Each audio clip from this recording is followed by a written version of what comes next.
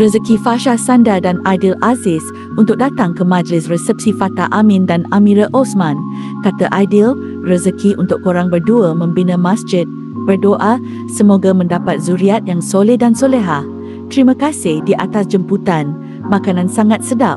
Sebab juga dengar bapa mentua Fatah Amin bagi ucapan pada majlis resepsi dua pasangan merpati sejoli itu. Semoga Fatah Amin kuat menempuh dugaan alam rumah tangga. Tapi laluan dan ranjau itu pasti berbeza. Kepada Fatah, abang nak pasal.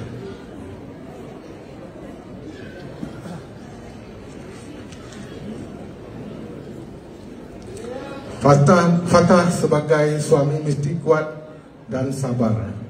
Memang banyak dugaan. Kalau Fatah rasa pahit, sakit, pedih, jangan takut. Kita semua pun dah rasa. Kehidupan memang berwarna. Ianya mematangkan kita.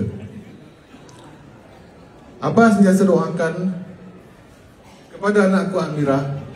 Abah sentiasa doakan Mira juga harus kuat dan sabar. Kalau ada tak puas hati, simpan dulu sampai besok pagi. Buat kopi bagi kat suami. Lepas tu, luahkanlah hati. Congrats! Tahniah Fatah. Tahniah! Bye-bye! Tahniah Fatah. Alright, terima kasih.